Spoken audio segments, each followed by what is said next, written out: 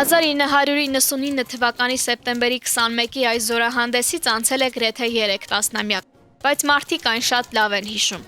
Պատճառներից մեկը զորահանդեսի ավարտից հետո վարչապետ Վազգեն Սարգսյանի ասած հուզական խոսքերն են։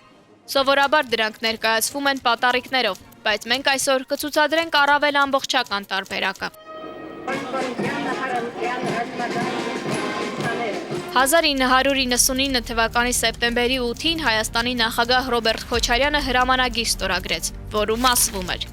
Սեպտեմբերի 21-ին անկախության տոնը նշելու նպատակով որոշում եմ. Սեպտեմբերի 21-ին ժամը 11:00-ին Երևանի Հանրապետության հրապարակում անցկացնել զորահանդես։ Ամեն անգամ մակարդակը իսկապես մյուս տարի ավելի լավ կանցկացնի։ Մյուս տարի մի նոր բան պիտի լինի ցույց տալ։ Վերջին զորահանդեսը Երևանում կայացել էր 1996 թվականի սեպտեմբերի 21-ին։ Այն ընդունում էր պաշտպանության նախարար Վազգեն Սարգսյանը։ Դրանից մի քանի օր անց ծանր ռազմական տեխնիկան վերադարձավ Երևան, այս անգամ ոչ տոնական առիթով։ Զորահանդեսի հաջորդ օրը Հայաստանում նախագահական ընտրություններ էին, որոնց արդյունքները ընդդիմությունը չընդունեց։ Սեպտեմբերի 25-ի երեկոյան ընդդիմության ցույցի մասնակիցները ներխուժեցին ազգային ժողովի շենք, ինչից հետո Երևանի փողոցներ դուրս բերվեցին զինվորներ ու զրահամեքենաներ։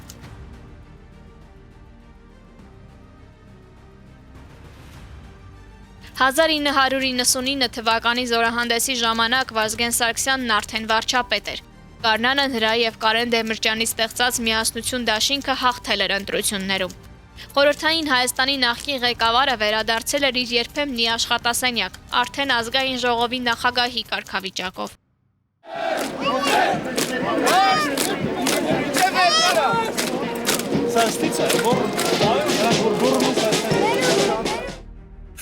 Վազգեն Սարգսյանը թեև արդեն պաշտպանության նախարար չէր, տեղյակ էր զորահանդեսի բոլոր մանրամասներին և այդ մասին խոսում էր ակնհայտ հպարտությամբ։ Ես նրանց բոլորին ամանական ճանաչում եմ մինչև իրենց հոդացավը եւ ամբողջ տեխնիկան գրեթե ձեռքով շոշափել եմ։ Ես ձեզ էի ցուցադրում, ես ինքս այդ բանը անգիր գիտեմ։ Այսինքն դուք գոհ եք ձեր ստեղծած բանից։ Շատ եմ գոհ։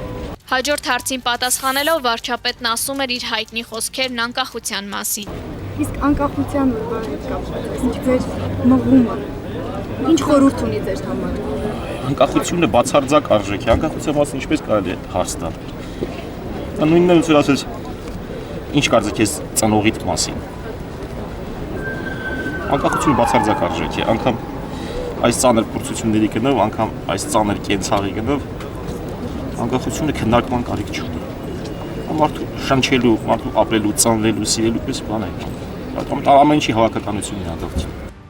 Վարչապետ Վազգեն Սարգսյանը, որը ահաբեկիչների ձեռքով սպանվելու էր զորահանդեսից 35 օր անց, խոսել էր նաև անկախության պահպանության և իսկական անկախության իր պատկերացումների մասին։ Այս 8 տարին հեշտ եղավ պահել այդ անկախությունը։ Իհարկե, հեշտ չեղավ պահել այդ անկախությունը, հեշտ չեղավ հաստատել այդ անկախությունը և դեռ հեշտ չի լինելու օրինակ իսկական անկախություն։ Դեռ երկար ճանապարհ մենք պիտի անցնենք, որպեսզի այս անկախությունը լինի իսկական անկախություն։ Որն եք համարում Իսկական անկախությունը դա տնտեսական, սոցիալական, հոգևոր, մշակութային ծաղկուն իրավիճակն է։ Ժողովուրդը, ազգը լիարժեք ապրում է առանց կենսական հացի, կենսական խնդիրների շուրջ մտածելու և իր ամբողջ եռանդը ներդրում է իր տնտեսության, իր մշակույթի, իր գիտության զարգացմանը։ 1999 թվականի հոկտեմբերի 27-ին ազգային ժողովի նիստերի դահլիճ ներխուժած ահաբեկիչները սպանեցին ոչ միայն պետական գործիչների։ Նրանք գնդակահարեցին այն հույսը, որով լցվել էին մարդիկ այդ պատմական զորահանդեսից հետո։